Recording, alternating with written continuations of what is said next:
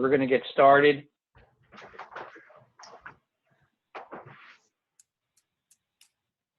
Okay.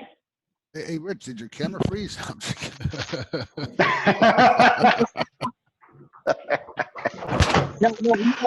hides the spackle if I do it that way. He always looks good, Rich. That's No, thanks, Mike. I appreciate that. No problem. Anytime.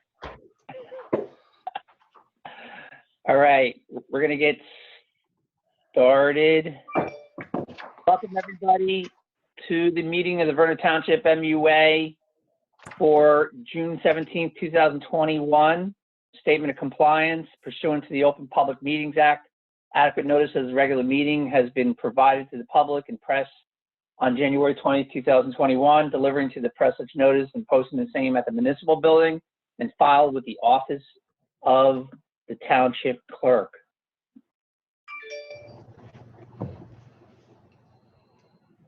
Everyone, just stand up, salute to the flag. I pledge allegiance to the flag of the United States of America, and to the republic for which it stands, one nation, under God, indivisible, with liberty liberty and justice for all.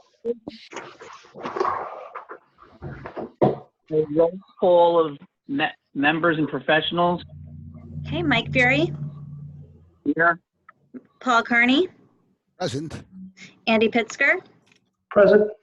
Dave McDermott, Present. Kristen Wheaton, Here. Harry Shortway, Present. Scott Galway. Here. Okay, and then for professionals, we have Don Albright, the administrator, Steve Banoski, the engineer, Rich Wenner, the MUA attorney, and myself, Jacqueline McCabe, the recording secretary. Oh, and Howard Lazier, the license operator. Thank you very much. I'm going to go slightly out of order. I'd like to make a statement, and this is with the help of Andrew Pitzker.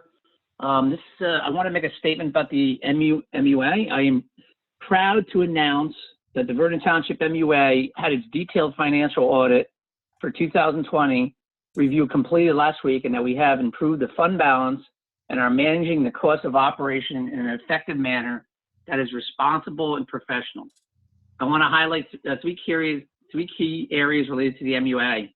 Number one, MUA financial achievements. Some accomplishments include, number one, no rate increases in 2021 to users. Number two, an improvement in net position, which in fact is a cost savings. A, $242,000 in 2019 net position improvement, $416,000 in 2020, a net position improvement. C, therefore giving us a full net capital gain of $658,000 as of the close of 2020 year.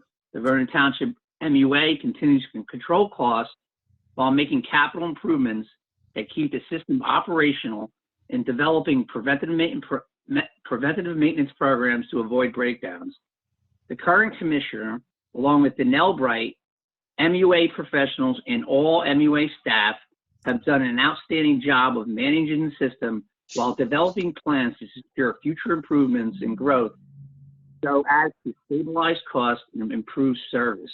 The amount of work completed by the Vernon Township MUA administration and commissioner only shows that what can be achieved when project management and communications work. Number two, sewer service area map system expansion, which brings me to an issue of growth and cost concerns with the Vernon Township MUA. We have an economic detractor in regards to the DEP way of working. The DEP environmental team and our sewer service area expansion plan that has been in limbo and in paralysis due to DEP's inability to give closure to this project started way back before 2015. Going forward, the VTMUA has a lot to do if we were going to expand the system and make the system pay for itself. But they, meaning the DEP, has paralyzed the sewer expansion since 2015. The DEP's slow response, along with lack of field visits, has basically tied VTMUAs from expanding the system and therefore is impeding Vernon to grow economically. We have been working with our local political representatives to work more diligently and effectively to close out the sewer expansion process so Vernon can reduce the cost to the rate users by expanding our base in the future, and also stop the exorbitant cost of multiple engineering reviews and slow process they have pressured us since 2016. We have probably spent well over $100,000 in engineering time since 2016 in trying to work with the DEP and finalizing the map. It is time to get it done, DEP, and stop wasting taxpayers' money and holding Vernon hostage on any potential economic growth. We will explore every avenue to get the best funding and meet our town's needs, whether it is with the American Relief Plan or the NJDEP iBank funding source. Number 3, and finally, concerning the Sussex County MUA lawsuit, the details of the lawsuit are in the complaint filed to the courts, and with the approval of the MUA will be posted on the VTMUA website. Please give us a call if you have any questions. So that leads me to and I'm jumping a little bit ahead, but does anybody from the MUA, any of the commissioners, have any objections to filing this complaint on our website for everyone to review? No, I think it's a mandate. No objection. Anybody Mike. else? No objection, Mike. No objection. No objection? No, not at all. I So have no, anybody? no objections. Rich, is this okay for us to do? Do you advise it? Yes, it's my, I talked to Danelle about that. I think it's a great idea. It's a public document, and it certainly will foreclose off any miscommunication, rumors, or innuendo about what's going on and why it's happening, because people who want to know can see the document for themselves. Perfect. All right, good. All right, so with that, I'd like to, post a complaint on the Vernon Township MUA website, and I will be providing after this meeting or sometime tomorrow, I'll give a copy of, the statement I just had, and I'd like to get it to Danelle, and without any objections, we'd like to post that onto the website too, to give people an idea of what we're doing. I think it's important that we need to get that word out there, that this MUA and all the professionals and the administration did a wonderful job. All right, with that, I'll entertain a motion to open to the public. I'll make a motion to open the public. Second it. All in favor? Aye. Aye. All right, anybody opposed? No, hear any opposition? Is there anybody out there, Jackie? I don't have anyone on the Zoom, and I have not received any correspondence. With that, I'll entertain a motion to close to the public. Motion to close to the public? Second it. Motion made by Andy Pitker, seconded by Dave McDermott. All in favor? Aye. Aye. Anybody opposed? I apologize, but I've kind of lost my place here.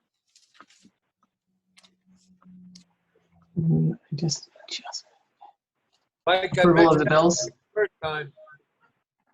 All right, I'm sorry, I'm back. Okay, okay, number 6, approval of bills. Did everybody have Resolution 21-36, the approval of bills? Did everybody have a chance to review the bills? Are there any questions or concerns? I have a question. Go ahead, Andy. All the lumber that we purchased for Cookin Brothers, what was that used for? I'm sorry, can you tell me the purchase order number, please? Do you have it? You're gonna make me go, oh. No, it's all right. I can find it. It's fine. That's used for their workbench inside a pump Thank station. you. Okay. That's what I needed to know. Thank you, Howie. Any other questions or concerns? I'll entertain a motion to approve the bills 21-36. Motion to approve the bills 21-32. Second it. 36. Motion made by Andy Pitsker, seconded by Dave McDermott. Roll call. Sorry. sorry. You're muted. I am. Mike Fury, Yes. Paul Carney, Yes. Andy Pittsger, Yes. Dave McDermott, Yes. and Kristen Wheaton. Yes. Thank you. Number 7, approval of minutes, May 20th, 2021. Did anybody have a chance to review minutes from May 20th, 2021? Any comments, additions, anything, any amendments? I am going to say, as far as the writing of these minutes, extensive detail. Thank you very much, Jacqueline. Thank you. Yeah, I'll second that too. It's very Yes. good, very well written. Anybody have any questions, concerns about that? If you had a chance to review that and entertain a motion to approve the minutes from May May 20th. 20, 2021. I'll make a motion to approve the minutes of May 20th, 2021. Second that. Motion by Kristen Wheaton, seconded by Andy Pittsger. Kristen, were you at that meeting? Yes, I was. I'm sorry, I apologize. It's all right. It take was a roll last. call. Roll call. Yeah, Mike Fury, yes. Paul Carney, Yes. Andy Pittsger. Yes. Oh, sorry. Dave McDermott Yes. and Kristen Wheaton. Yes. Okay, there is a resolution, right, Danelle, there is a resolution, right, under the amended minutes? Yes, yes, resolution 21-37. So this is for the application for pump station 2 for the DEP permitting. We just need a resolution to go along with the application authorizing Mike to sign it. Well, I'm the only one that signs it from the MUA, right? It's obviously the engineer and then the MUA chair. Correct. All right, resolution 21-37, authorizing the submission of an application to the New Jersey Department of Environmental Protection, specifically for the pump station number 2. A motion to Right. approve resolution 21-37. I'll Do we second it. need to read this out loud? Has everybody gotten a copy of it?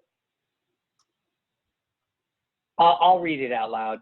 Whereas the Vernon Township MUA is performing work on pump station number 2, specifically replacement thereof, and whereas such work requires the issuance of a TWA permit by the DEP, and whereas said permit requires the consent of the Vernon Township MUA, therefore it be resolved by the Commissioners of the Vernon Township MUA that the chair is hereby authorized and directed to provide consent on the permit application to the DEP for the reasons set forth above. So motion by Andy Pittsburgh, seconded by Paul Carney. Is that correct? Yes. Yes. Roll call? Mike Fury, Yes. Paul Carney, Yes. Andy Pittsger, Yes. Dave McDermott, Yes. and Kristen Wheaton. Yes. Thank you. And Danelle, I'll see you tomorrow, and I'll sign it tomorrow.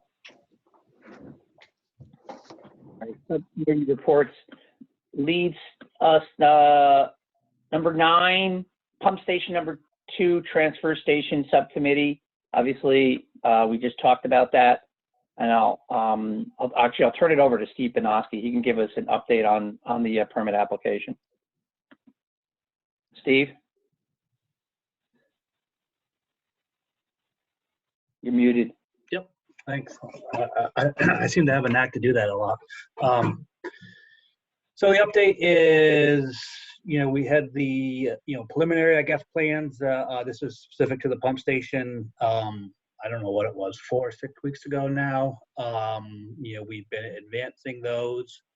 And we're, more or less ready to go at this point into the DEP for the treatment works approval permit.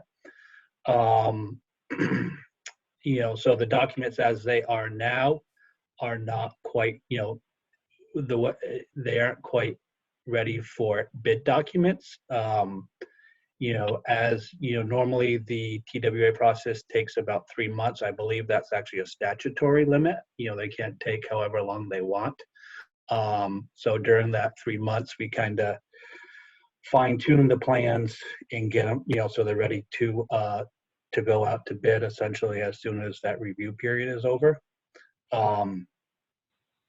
So that's where that stands. We did do just to be certain, we did a wetland, we are going into the woods a little bit to connect to the existing sanitary. So we did do a wetlands investigation this week, or was it Friday? I forget exactly. And there's no, our wetlands scientist, I guess you would call it, didn't find any wetlands, so that makes things a little easier, if you will. We also were out there on Wednesday just to do a little bit of supplemental survey on some key things. We did have survey for the whole area, but we picked up a little bit more survey on some key points. We don't want to get pipe elevations and things of that nature incorrect. So we picked up a few key things there. And that's complete now. So what was I going to say? Oh, so that's kind of where the pump station stands. So, we're real close to getting that into DEP for the permit reviews, which shouldn't be, based on past history, it should not be too painful, but we'll see. As far as the transfer station goes, we still have not advanced anything in that regards. There still has been no communication from Wind River as far as that goes, and this is in the guidance they were supposed to be providing to us.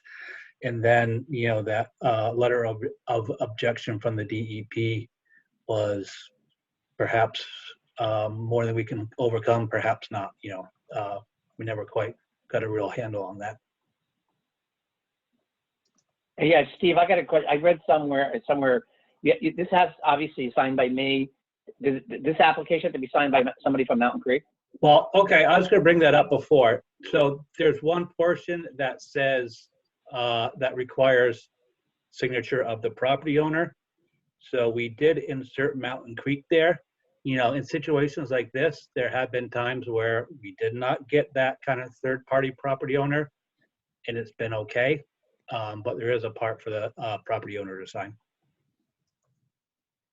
And the other key information is that this doesn't have to be, you don't need approval from Sussex County MUA, right? Yeah, right. So I can explain that for a second. I know probably in these meetings, and I believe I stated before that we do need to do that. And that has been what we've been doing for replacement pump stations for a number of years now, a long time.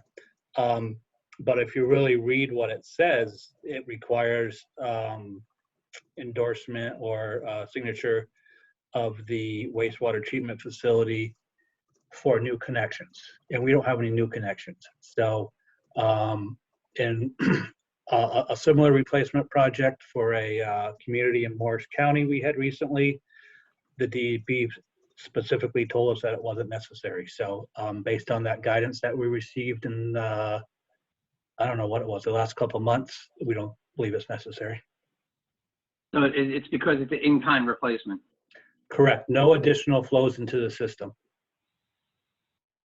And that's Nope, key that no. you guys state that. All right, good. We'll sign off on that and get that shipped. Anybody have any questions about the pump station application or any kind of concerns anybody have? Anybody want to make any comments? Have we started setting up our financing plan? We already have a financing plan. I've already spoken with our bond counsel about it. We would need to pass a bond ordinance on the township side. Once we get through the permitting process, we'll handle that. Do we have a rough idea what that ordinance will be? How much that ordinance will be, or that bond? What we would do for the full dollar amount of the project would be for the bond ordinance. Okay.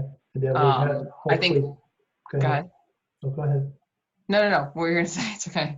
No, when you say the full, we also should be getting some grant money back from this. Isn't there some funds that we're supposed to also have come from this once we've completed the project? Some grant money. Grant money, some type of grants? So Mike has we talked have, about this before. so we have the, well, we have the asset management plan that was approved through iBank. Mhm. The idea with that is that that loan, that $100,000 or $105,000 would then be, the principal on that would be forgiven by iBank, provided that we move forward with an approved project through iBank, right? So that funding, it's my understanding, does not get forgiven until after our approval of Pump Station 2. Hey, Danelle, I have a question about that. I worked with another town, and I believe, I thought they had to go through the iBank process, apply, and if they were denied, then they would apply for a bond, that they would clear themselves to go You to still do bonding. you're issuing debt, you still need a bond ordinance. We needed one for the asset management plan too. Okay. Yeah, it's just Got an issuance of debt, right? So it's, you either pay for something in cash or you pay for something in debt. So it's just the mechanism. It's not how it's funded on the back end, like once we go out for financing. Got it. Yeah, Okay. but after talking with bond counsel and Bob Beinfield on the town side, I mean, he's got a lot of experience. And I reached out to him, I mean, when we first started talking about this, and he was like, just wait until you get everything approved, because doing a bond ordinance, you know, I mean, on the town side, we might think it takes a really long time, but it does not take a long time in comparison to getting through the permitting and the approval process and everything else. Good. Well, one thing, just one thing I'd like to add is one of the forms for DEP does list a construction cost, and that is used to determine the permit fee that you have to submit to DEP. I wouldn't put too much stock in that in that construction cost, because that is supposed to be the cost for the sewerage facilities. You know, the things under the exact review of the DEP. So like site work, fencing, parking lot, stuff like that, all that is not in that number. So I wouldn't put a whole lot of, you know, I didn't want that to mislead somebody. I agree. That makes sense, Steve. Thanks for pointing that out, Steve. And then, and when we're done, obviously, with the application, we'll get a copy to all the MUA members so they can review it and understand what we submitted. So we'll sign that tomorrow. Get the process going. We'll try to get this, you know, out to DEP as soon as possible. Danelle and Jackie, we want to. Yes. You got to get it in their hands. They have to deem it administratively complete, and then the process starts. All right. Sewer Service Area Subcommittee. I think I'm going to ask Danelle to kind of, or I don't know, maybe Andy, because you were on that meeting with the DEP, right, Andy? I'll let Danelle orchestrate this one, all right? Wow. All right, my approach to this and my opinion of the DEP is they've taken this, instead of being a project, they've made a lifetime career of this. And that's my saying it, and that's publicly what I'll tell them, is that projects are supposed to be short-term. This has become a career enhancement for one individual or two. I'm tired of it. We've been, Donnell will go through it, but I watched them go through this whole gyration over small pieces of property, over smoothing, and over a parking lot and a tree line. So it has gotten trivial, but I think Danelle has some highlights that may be able to overcome this that we talked about this afternoon.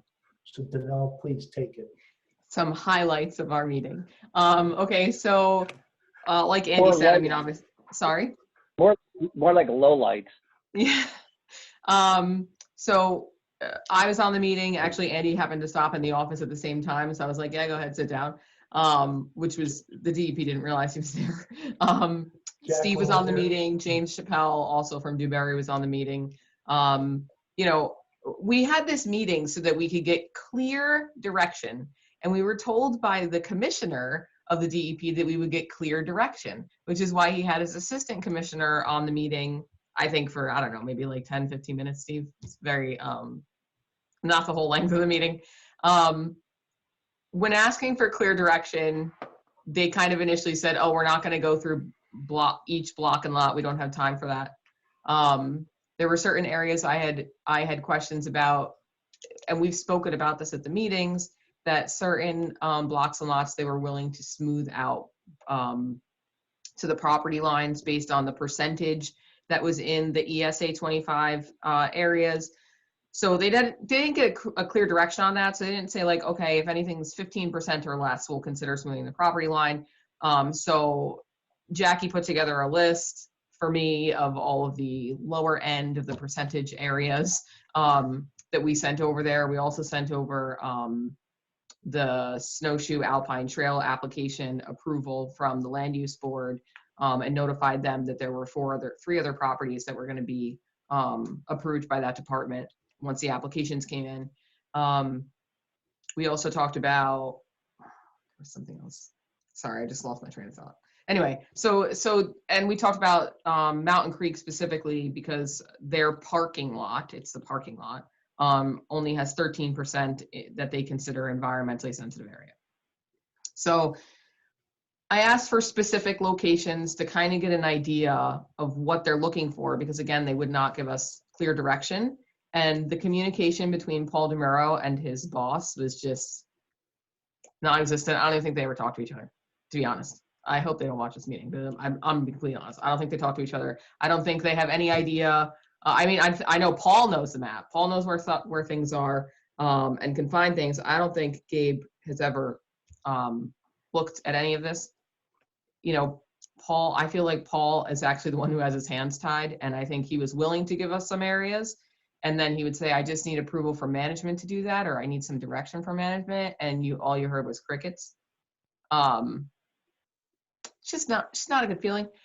Some areas that I thought over, other than I was discussing the Wykert building right on Route 94, or I should say 515 Route 94 right there. That property and the property next to it is owned by the same owner. And so the DEP said, well, since they're owned by the same owner, we're not going to approve the smoothing of those property lines, even though they're basically like mostly impervious and already developed. It doesn't matter because it's a commercial property and it's owned by the same property owner, and they could just build that on 2 lot race. It's completely illogical. The other areas we had issues with were some properties, like I said, at Mountain Creek. Jackie and I went and visited, I think 2 days later, and took pictures of the site. So if you would like to see them, I'd be more than happy to send those to you. The DEP has a problem with some landscape buffering that separates a couple of the lots at Mountain Creek's parking lot, which I think is a little ridiculous. Like, they input landscape buffering and now they're saying it's an environmentally sensitive area and they won't smooth out to the property line for that. And they don't seem to care that, you know, that property owner, if they wanted to put a hotel on there or do some sort of, you know, development on their existing parking lot, that they would then have to go through, you know, a lengthy and probably expensive environmental assessment. They don't care. Alpine and Snowshoe Trail, that got a little bit heated because the existing developments that are on those roads, they're willing to carve those out and allow those to be in the sewer service area, or to remain, I should say, in the sewer service area.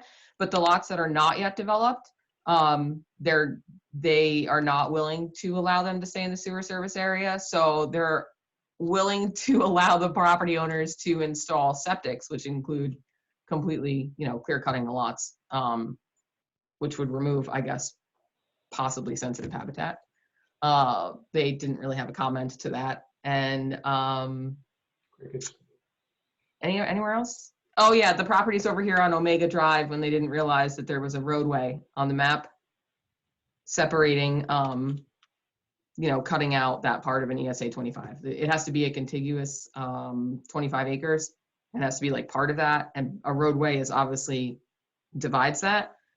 So I don't have difficulty reading the roadways on the maps, I guess. So I didn't really get anywhere. I feel like we got nowhere. I mean, Andrew, Steve, feel free. I feel like we got absolutely nowhere. I think that they don't know what they want to approve. And I think that they constantly referred back to the regulations saying, well, is that in the regulations? Is that what the rules say? Yeah, I don't know. I think what and I have discussed this with Danelle and Andy, and this is really frustrating. Even after the meeting with Senator Oroho and Commissioner Latorette, they made all these assurances that they're gonna cooperate with us, and it just seems like they're continuously stonewalling. So what I asked Danelle to do is to draft some kind of letter. And at first we were going to say, well, she was going to send it or I was going to send it. Well, me sending it to the governor, with our concerns would not really mean anything.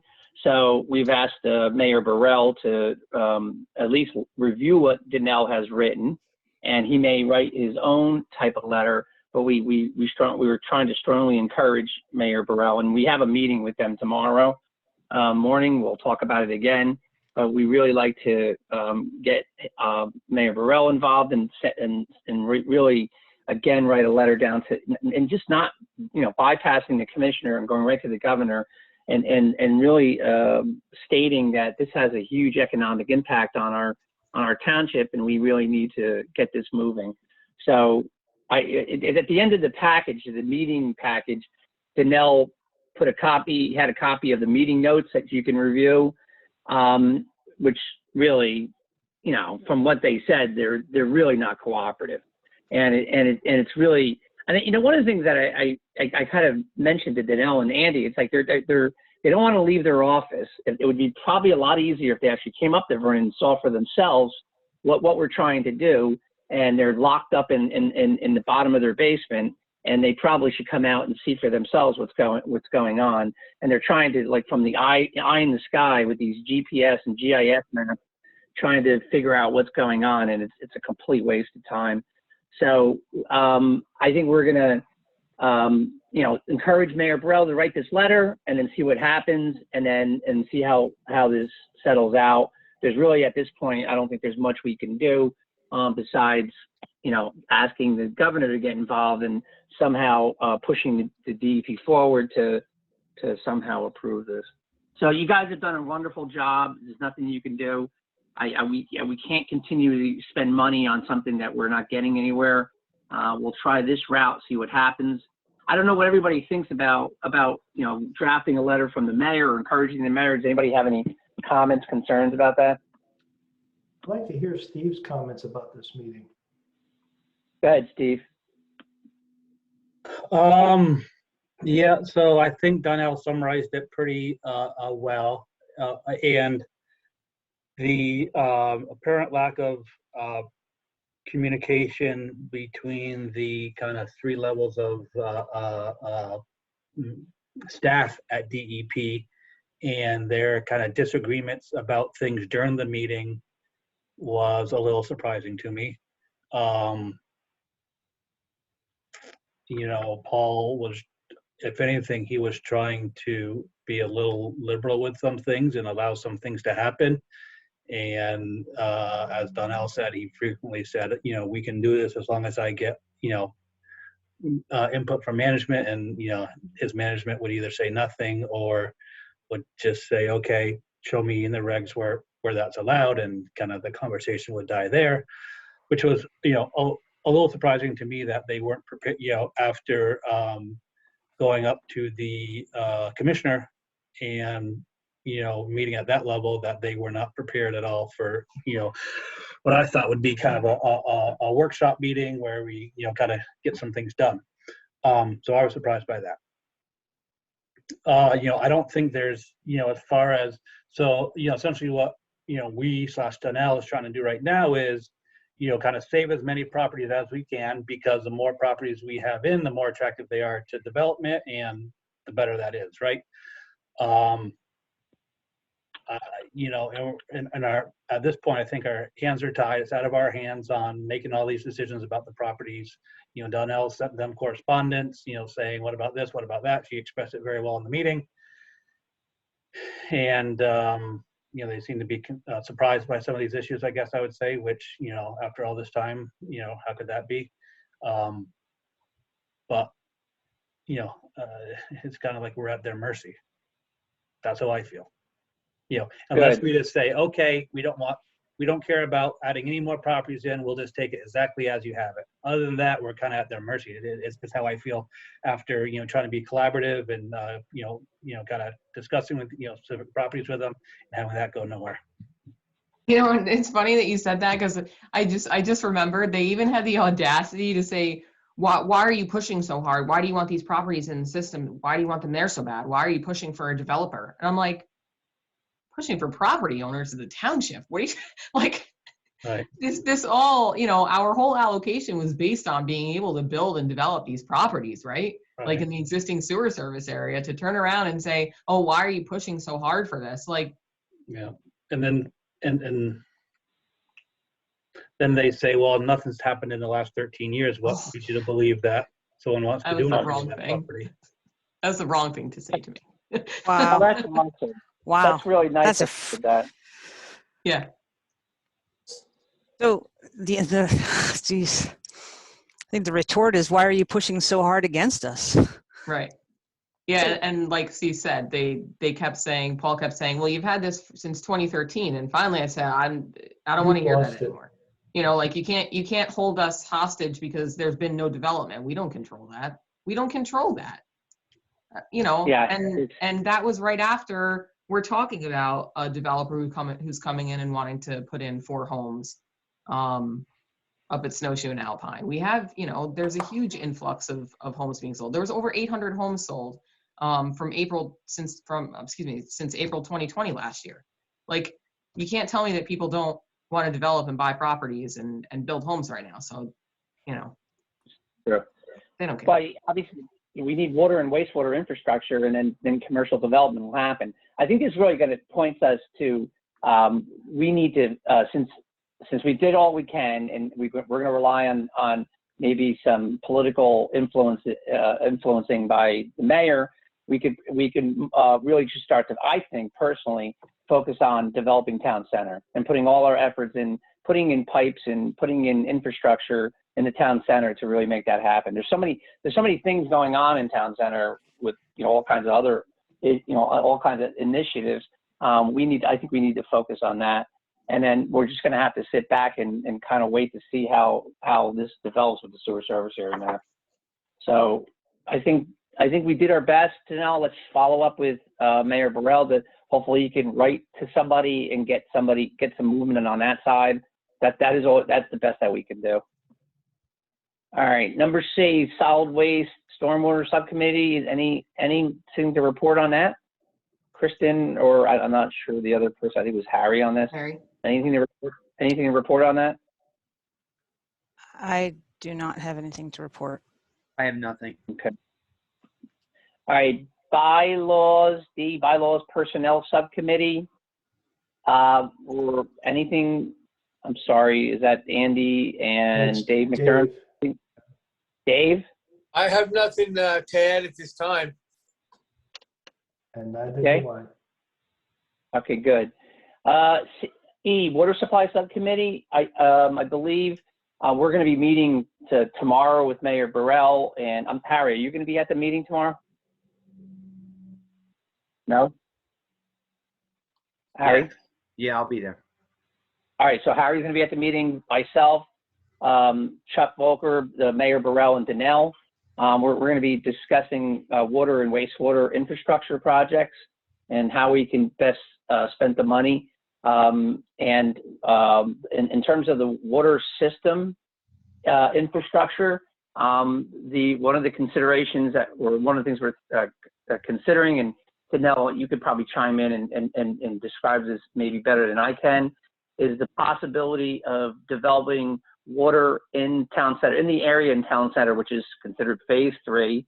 Essentially, we have a franchise area, is somehow getting the water supply from Suez to the areas at town center, and development of a water system, and then hopefully somehow possibly gain or owning that asset if that's possible, so we can possibly use the infrastructure money or the money that was to the American Rescue Plan or any kind of IBank money to develop the water system infrastructure. Now, BSJ and Suez have given us a lot of information on on how to, what to do, how to develop it, what the costs are going to be. I just want to get everyone's feelings on, opinions on whether we want to still have control over the franchise area and move towards getting water supply to town center. Anybody have any opinions? Yes, I think we should have control over the franchise area. And, you know, And, Mike, we talked at length of this for the last 4 years, so I concur with your feelings on this. Yeah. As And far as, I guess, go ahead, yeah, Harry. No, go ahead, Harry. it's, you know, we have the dry mains in Main Street. There's no sewer pipes there, but we have the dry mains. There's no water through them for almost 10 years. That's why we have these nice planters now over the fire hydrants. They never put water pipes down 515 and made a loop. You could have run them out Main Street, right to 515. Then you start heading north. You could have picked up the pizzeria down the street, etc., and you could come back right in on 94 and have the full loop.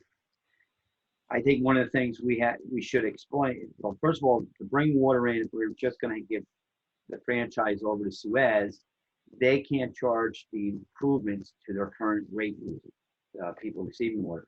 The town would have to act as a developer. Part of the problem is they have 2 pumps. They do 400 gallons per minute. You would either do a third well for another 400, or each upgrade on each pump has to be 600. Then you would have to do some upgrading of the pipes, but you have to do a water tower. And that water tower is $750,000. So you have fire suppression.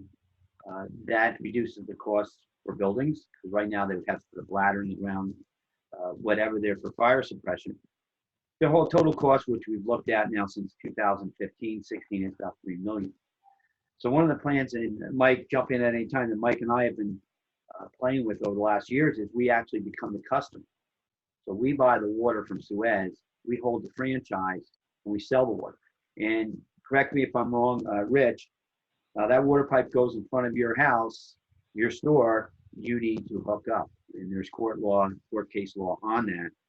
So we would be hooking up a lot of these commercial developments that we bring down. And the idea is you would operate the water, the potable water, in the black and offset any of the losses in the red on the wastewater side.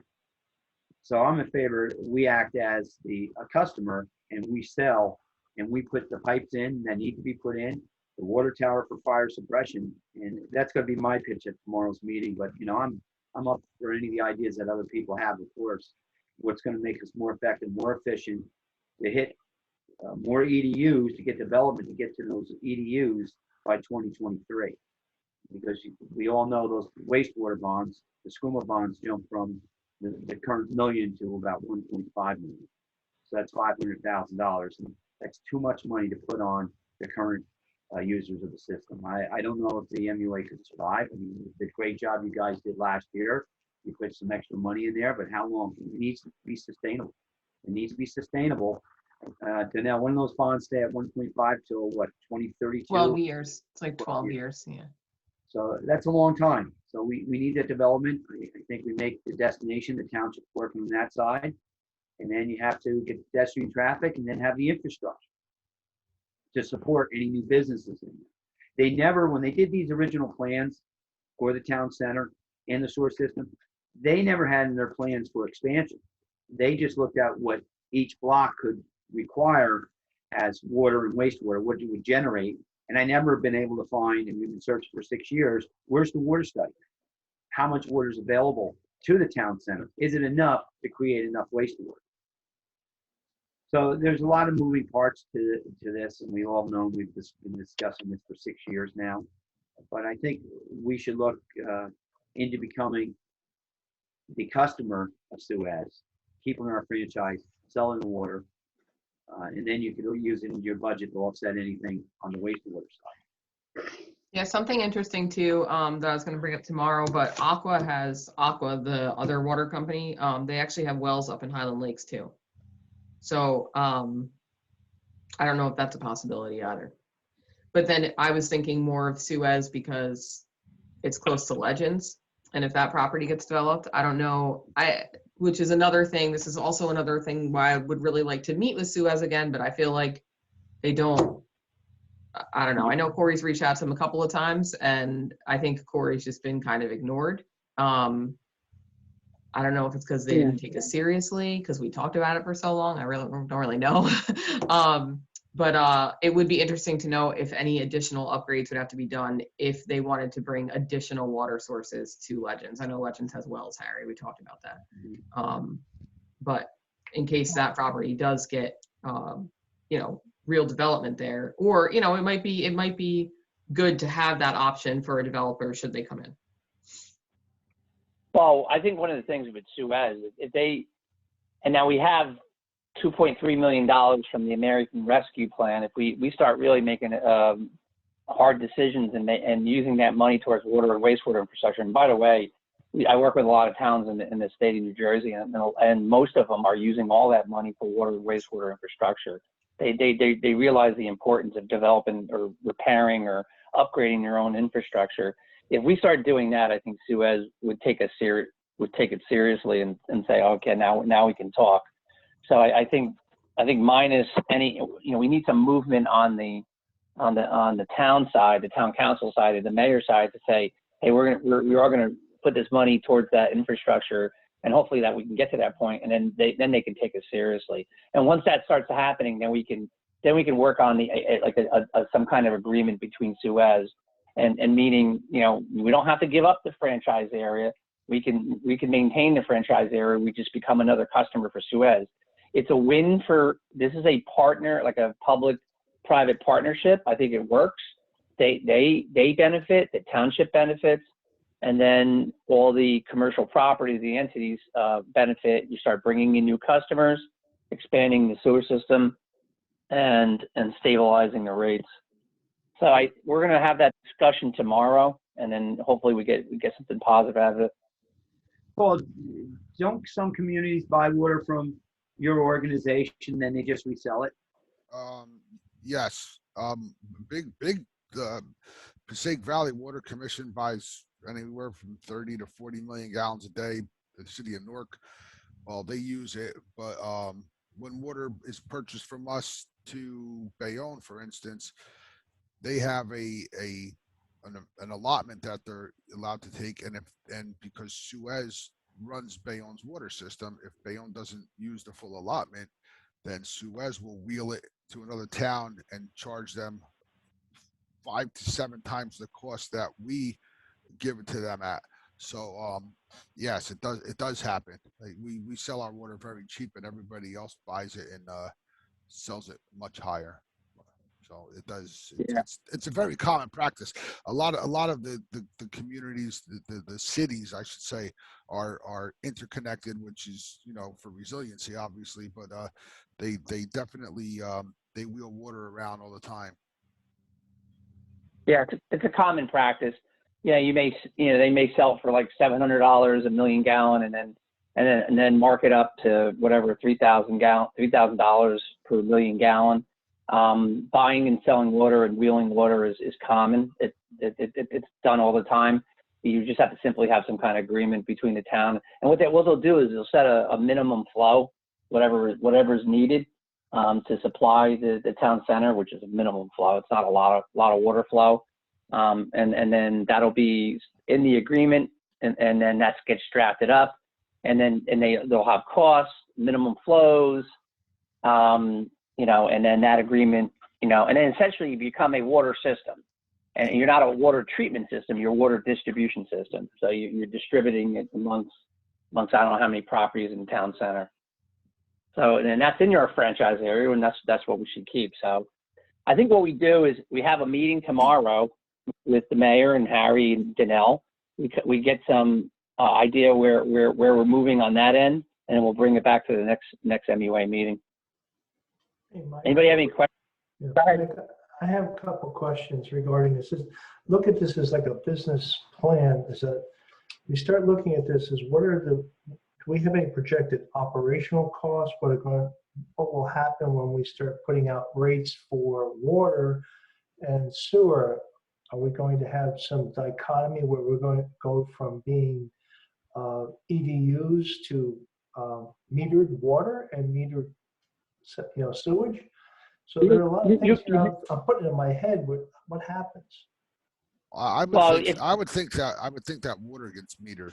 I mean that's common. You can't start doing guesstimates on how much water people are using because if that's the case, people will definitely abuse the water.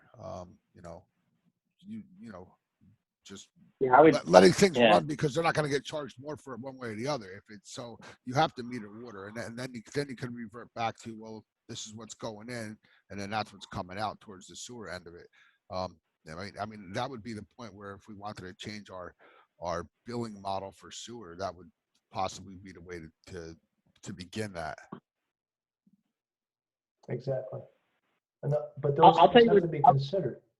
Sorry. Yeah, I'll tell you what the operational costs are going to be. It's going to be installing meters, laying pipe down, service lines to the properties, installing service meters at the individual locations, and there may be some water testing requirements since you're a water distribution. It'll be very minimum. It'll be very minimal amount of testing. There won't be a lot. There'll be some testing requirements, and then. I mean, you're basically buying the water and then moving it to the property owners, and then installing meters. That's probably what so if you put a good plan together and an engineering plan, and includes pipes, service lines, and meters, that's the infrastructure you're looking at. That's the cost. Okay, but then on the other side of this is the operational cost, which includes manpower and servicing and maintenance, correct? Yeah, valve operation, Hydrant flushing. yeah, hydrant flushing, depending on how many hydrants there are. I don't know how many there are in that town center. Right. So, and that's where I'm starting to look at, so you got to look down the road, is that when you start doing this, what are the costs that we're going to have to adjust for? What kind of manpower we're going to need to manage this system as we grow? And that's all part of the business plan. Yes, and you also need probably a water distribution operator, what they call a W1 Yes. water system operator. That'll be a cost. So if Howie, and he can, if he wants to, he can go out and get a W1 license. He can serve as the not only the collection license operator, he could be the water distribution operator. So it is an opportunity for Howie. And then our 2 part-time workers, that they want to go get licensing, that's something they can encourage them to do. But there is a cost to that too, is the operational cost. Mm-hmm. So I think to answer your question, you do have to put a plan together, and then you have to pick what the plan is, and then they're going to have to be an engineering study to look at all the costs and what's it going to take to complete a project like this. Yeah. One thing about what Mike said, that with the licensing, getting a licensed operator, no matter what happens if this comes to fruition and we now have a distribution system, for the first year you're going to have to hire somebody separate because they would need a year of operating experience of that type of system to be able to go sit for a license. So the first year would probably you'd be hiring somebody outright to do it, and then we could roll it into our employees if they go get the licenses. Yeah, thanks, Paul. That's true. You need, before you can sit for the license, to catch, you have to go have experience, operating the system before you can sit. So that's a caveat to this. So that's all the details for water supply. We'll have a meeting tomorrow. Next meeting, we'll come back and give the highlights of what we talked about. All right. So F, the finance subcommittee.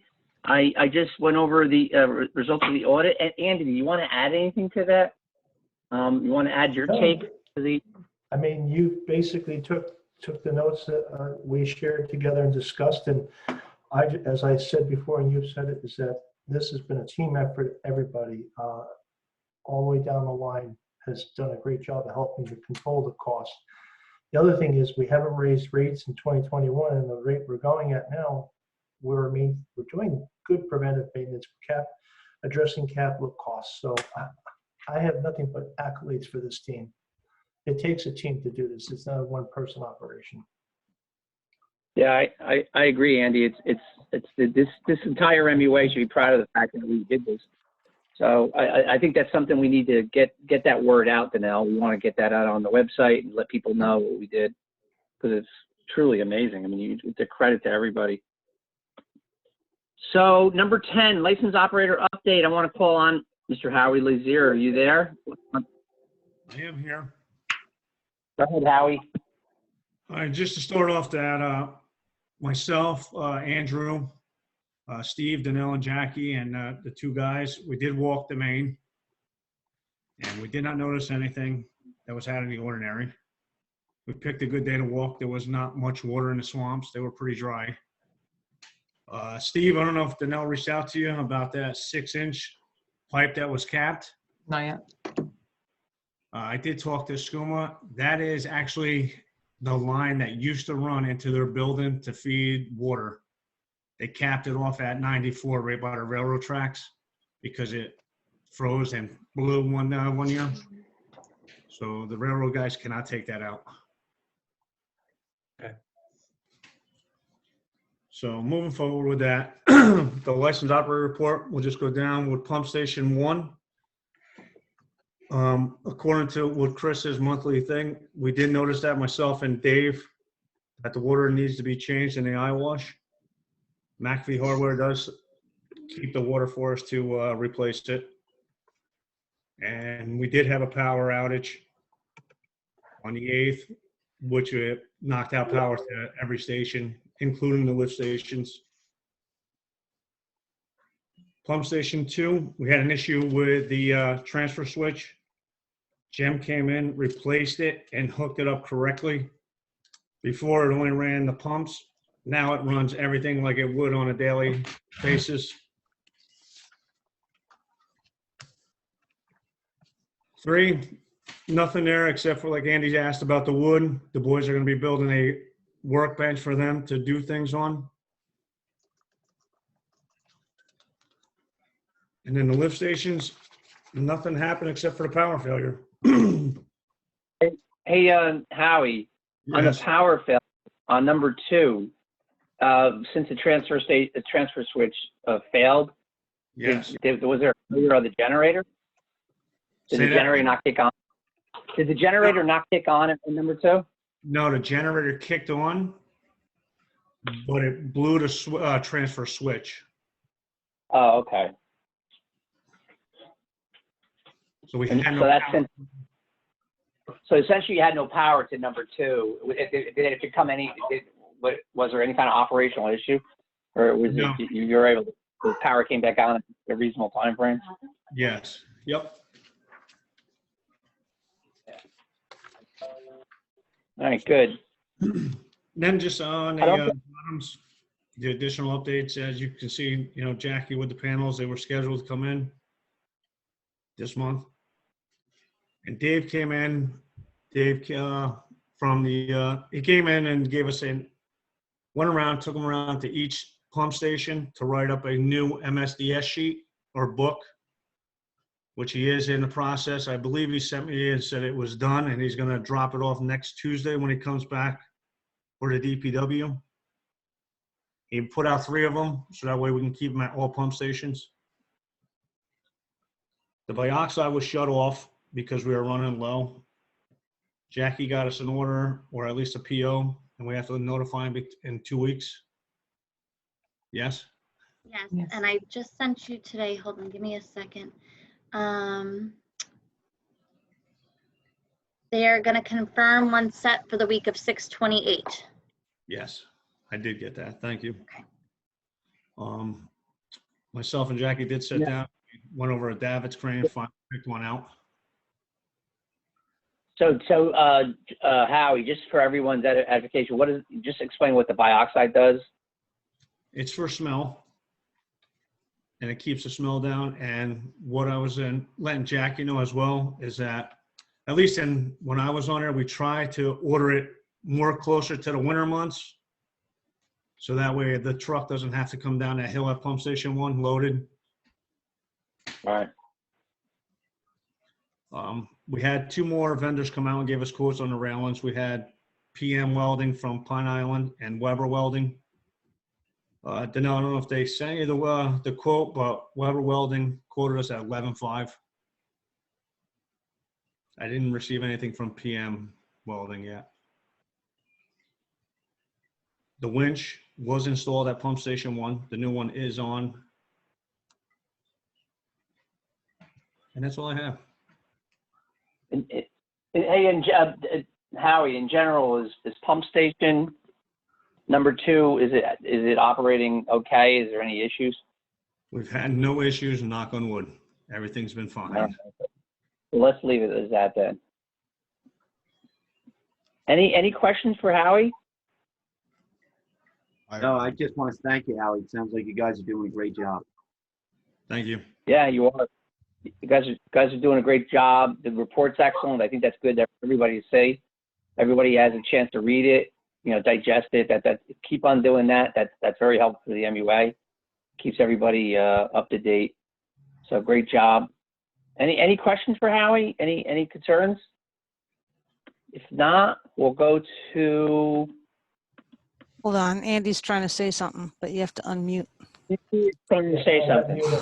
Yeah, Howie, there is the Excel spreadsheet that Danelle and you work on as far as capital improvements. Do we have any updates to that? Well, there were a few, like the winch was installed. There are a lot that we're still waiting on. Not a lot. We're waiting on a few things to be, I'm sorry, I can't think of the word. Delivered, sorry. Right. Yeah, so we're just waiting on a few more things to be delivered. We did, like Howie mentioned, finalize the davit that we were getting. So we put in, I don't even remember day to day now. Did I put in the order for it? I know Elizabeth isn't here this week, so I'm kind of doing everything. So those things are getting ordered, and I'll update on the next meeting. Okay, I'm just looking to see we're halfway through the year, our capital expenditures look extremely good, actually well below what we forecasted. Yes. We've talked about repairing Pump Station 3, the housing, or enhancing it or cleaning up some of the siding. Is that something we should do, or should we be buying a backup pump someplace? We've got monies available for that. I'd rather see us make sure we do all the preventive maintenance so that we don't have a breakdown. So that's why I'm looking for additional things put on the project list. Yeah, Howie and I did speak about another replacement pump for the pump stations. Howie, I think we have one that you believe that should be able to work, correct? And then we were talking about possibly ordering another one. I spoke about the last meeting when I sent around the capital list about putting in different pumps rather than the Sulzer pumps that we have at the lift stations, using the other pump that's currently at Black Creek, which I completely forgot the name of. I'm sorry, Howie, you probably know this like the back of your hand, to replace those pumps that are at the lift stations with that type of pump, just because in Howie's experience, and even in mine, I don't think we've ever ordered another pump for Black Creek. I think it's more reliable. The fact that it has the reverse mechanism on it seems to be better than the other pumps that we have.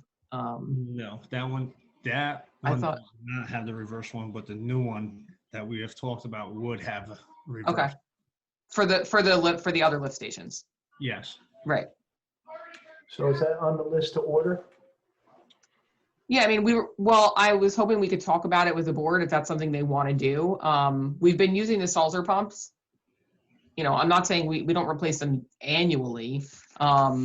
They're less expensive than the other pumps, but I think that getting the other pumps with the reverse mechanism is probably a better idea, just to move forward on that. I mean, we're not really talking about a lot.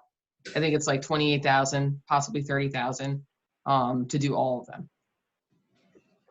Right. We have the funding. I mean, Andy just said we're doing really well on the amount that we have in capital improvement, so we can do it. Yeah. I think we should move forward and pursue it. I don't have an objection unless anybody else does. I mean, it's good to have backup parts. Okay, so I'll go out and get quotes on that. I will need a resolution from the board to approve it, just because the dollar amount is over pay to play threshold. So. What's everybody else? Okay, just Danelle, did you give them any backup on the pumps? Any information on it, or? No, it was just a little bit of a blurb in my capital spreadsheet. So what I found was a Zola pump that actually goes, when it's in its pump mode, it goes forward until it's actually time for it to shut down. And when it does shut down, it backs itself up in reverse mode and kicks out everything that's in there debris wise. So it's not stuck in there for the next cycle. Yep. So to me, I think that would be a little bit better pump and probably help us out a little bit more. But as Danelle said, as I mentioned, if we were going to do that, we should just do one and see how it works. Instead of just buying one pump at a time, we just do the whole lift station, one lift station at a time. I'm good with that. That's going to reduce the amount of breakdowns and avoid any shutdowns. I think it's a smart move to do because this way it's less manpower after hours. And if something breaks, it's fixed very quickly. What's everybody else's thoughts?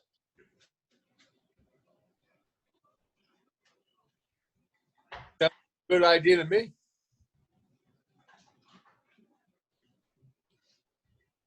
Sounds good.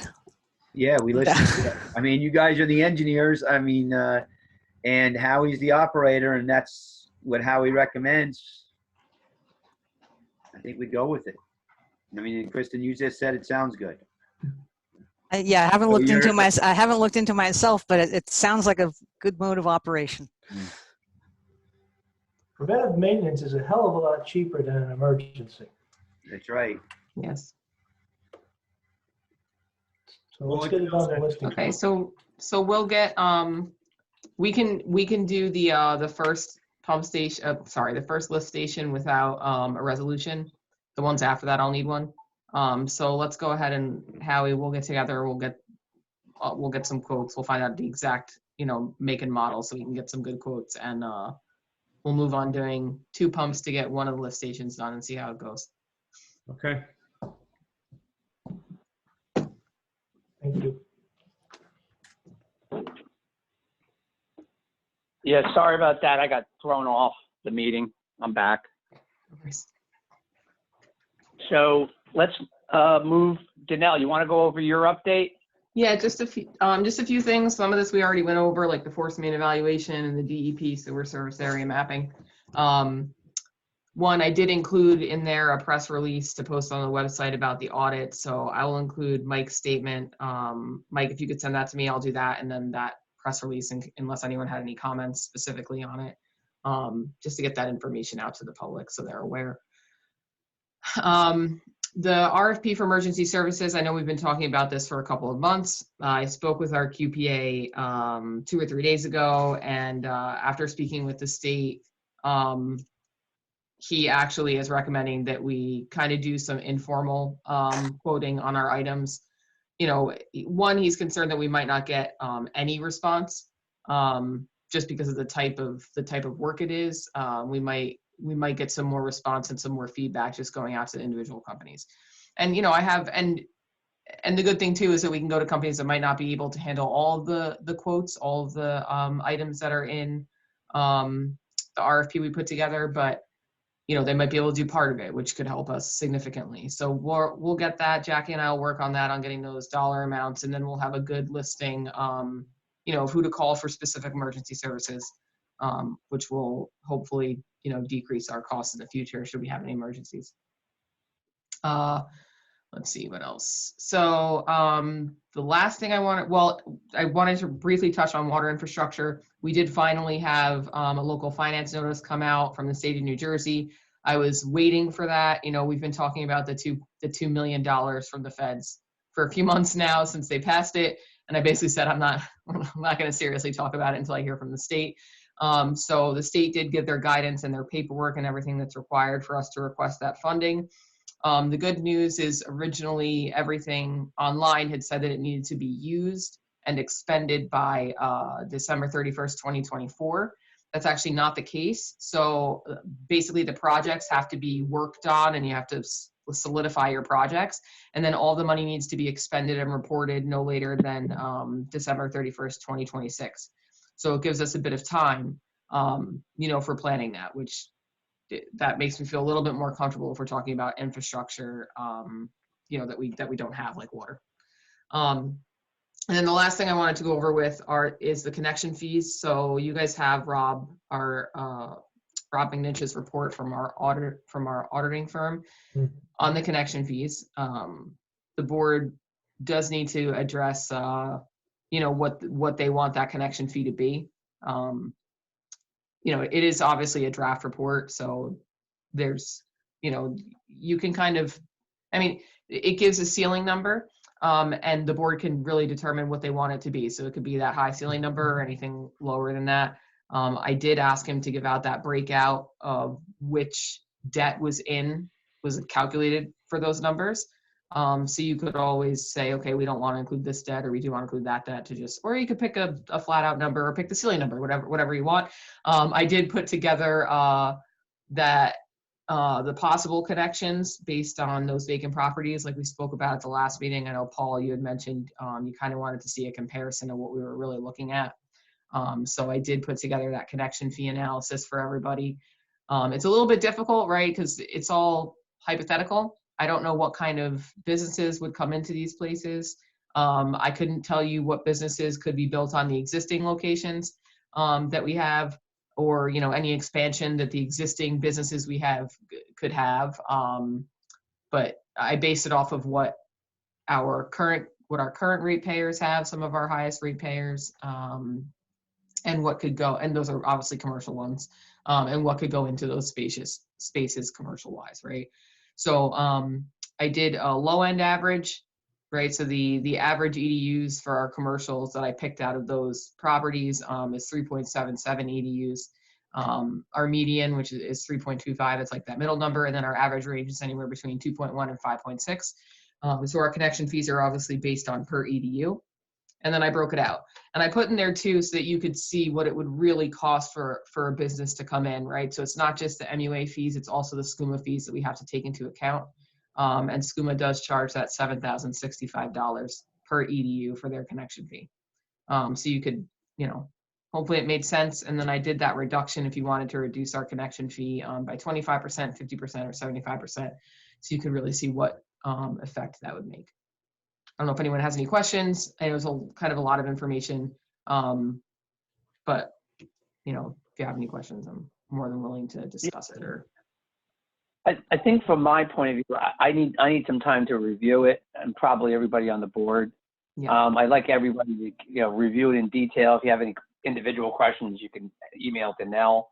If you have any questions right now, you can shoot, fire away. I don't have any questions right now, but if anybody else has some, just we can ask now, and if we want to review it and to discuss it at our next meeting, I think that would be appropriate. It's a lot to digest.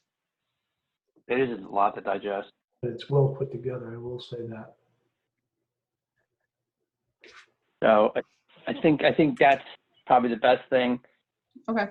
And then another question was brought up at the last meeting about reduced connection fees, within the first 2 years or something like that. And I knew that we had done it, so I went back and in 2012, that resolution 1202 did reduce fees for the first connections to 50% of the connection fee in the first year. So that's always an option too.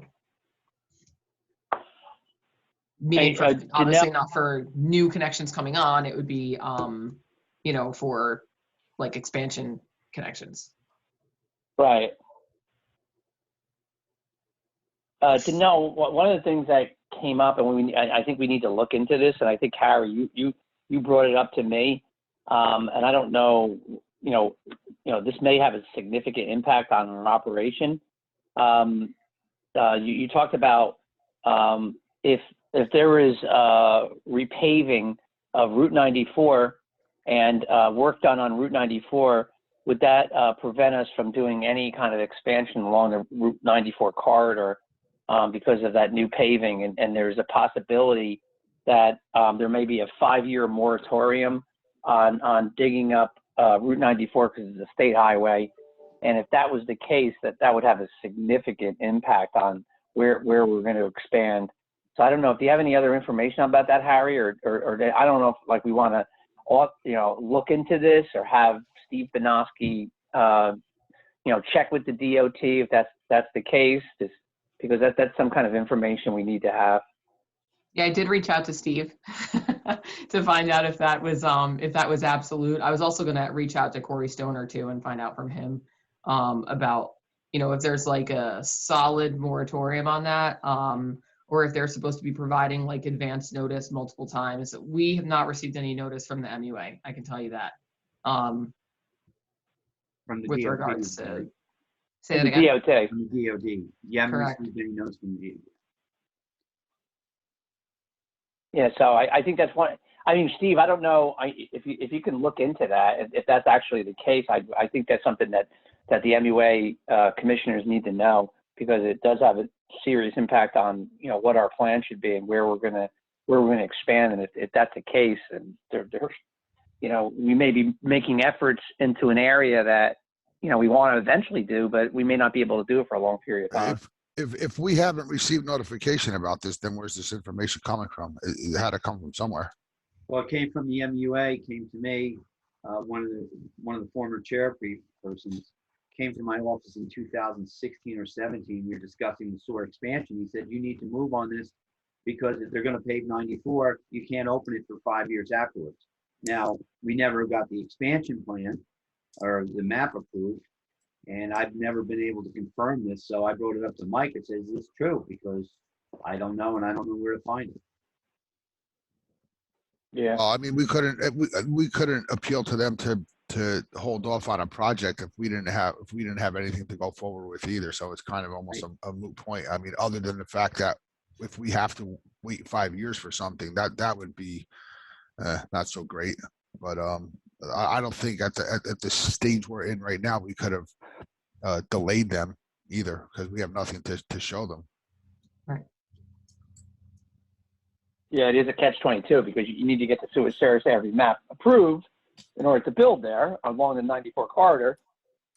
And we don't have that, and that's something we need. I think, does everybody agree that we need to at least check into this? So, Steve, can you look, if you can check with the DOT and find out what the details on that? I think that would be information that'd be useful for all of us. Yep. And you can report it back to the MUA.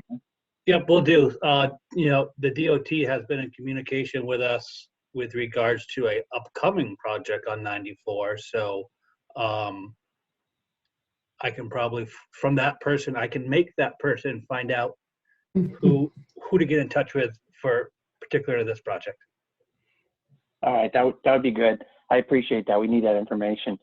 Any other questions for Danelle?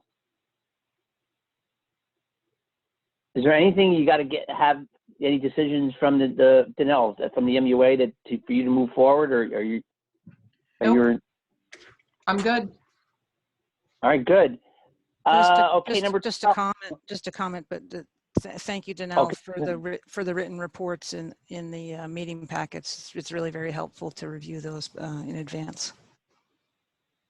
I think I was hoping that it would be helpful so you could see exactly what we're doing and working on. Yeah.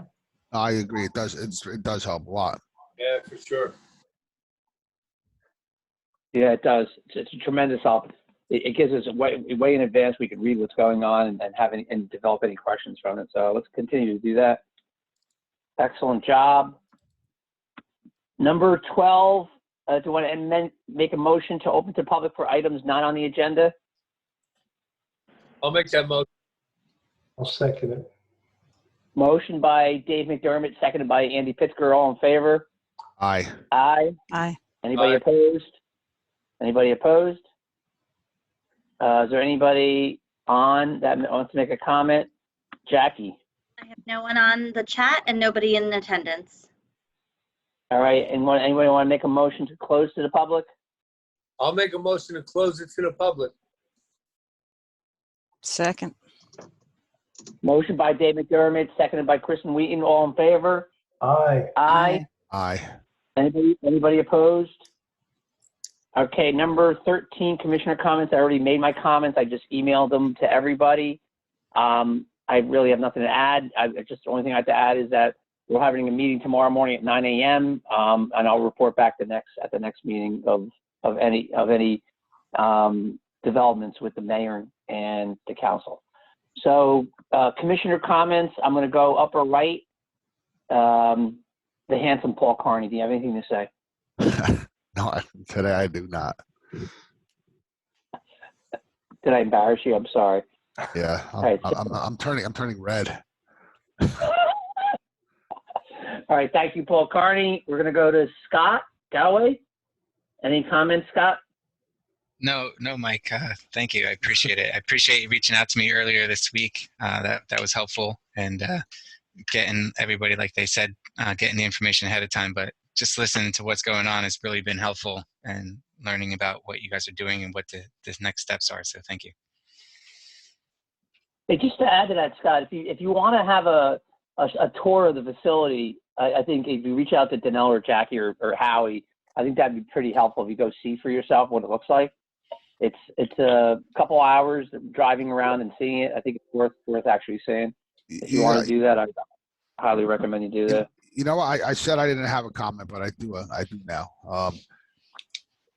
You wanted to put on the town website, the work that we did and how much money was saved. Is we don't have a PR person per se, but is there a way that could somehow be turned into something like more in the paper? Because I think more people would see it there.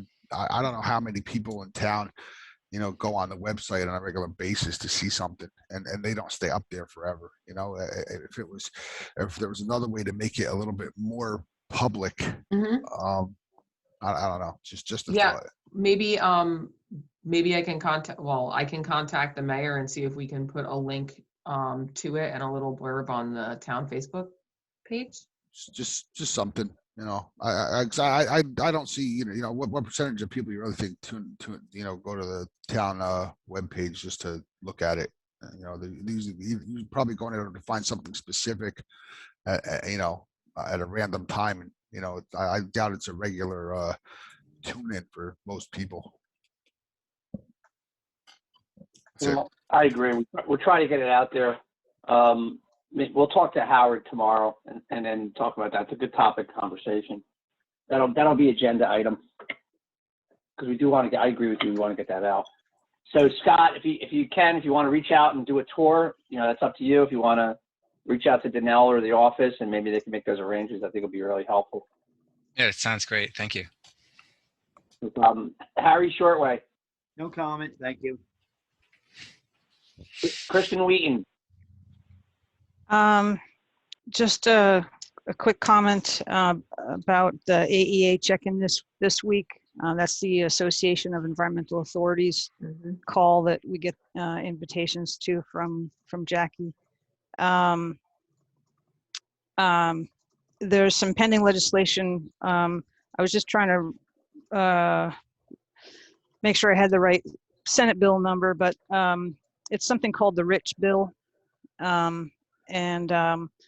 It's kind of enabling legislation for a special panel to facilitate the transition of public utilities to private entities, specifically targeting those public utilities that may be facing administrative consent orders.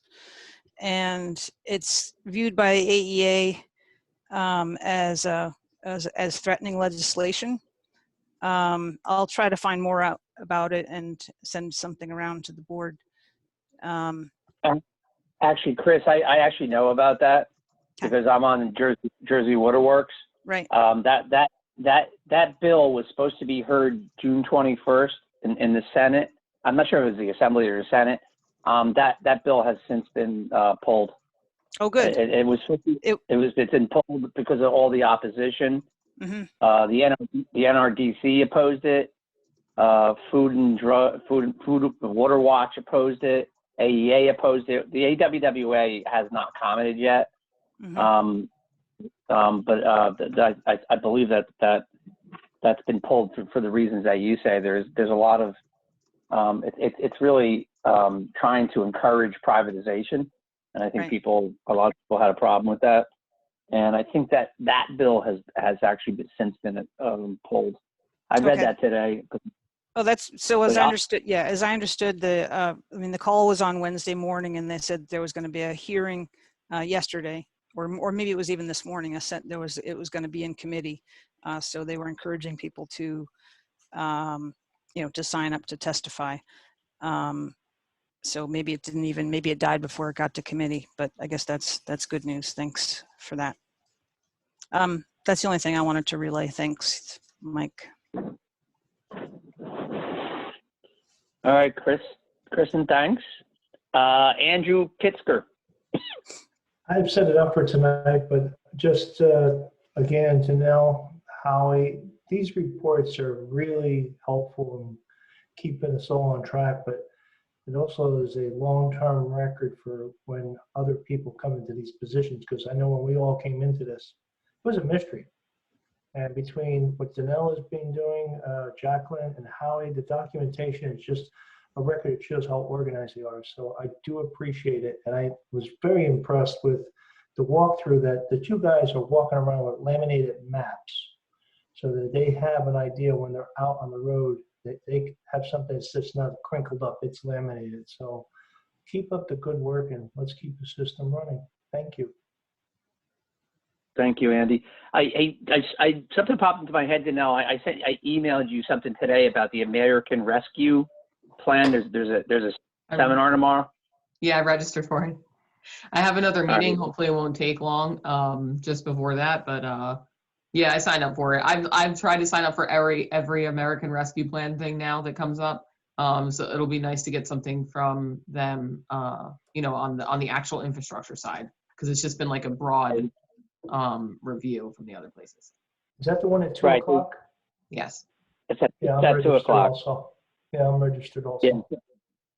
Yeah. So that's a short 1-hour seminar about how to spend that money in water and wastewater infrastructure.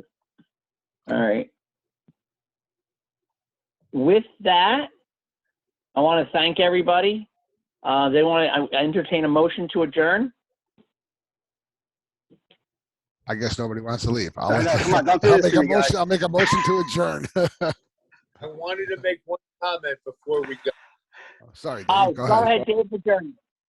I was down at the Village Hall the other day, and I was in the MUA office, and I want to give a tip of the hat to Jackie for how good she has that office looking. I was on the commission when we went in there, and Skirbo had it, and it was just a disaster. Yeah, it looked like a bomb went off. Yes, Jackie has this place spit shine. It's a credit to her. Thank you. You're welcome. Good job, Jackie. Thanks. And the Well, that's a housekeeping good way. award goes too. And that's a good way to end tonight. Do I entertain a motion to adjourn? I'll make a motion to adjourn. Second. Motion by Dave McDermott, seconded by Kristen Wheaton. All in favor? Aye. And hopefully Have a good night, all. Let's go Islanders. Take care. Good night.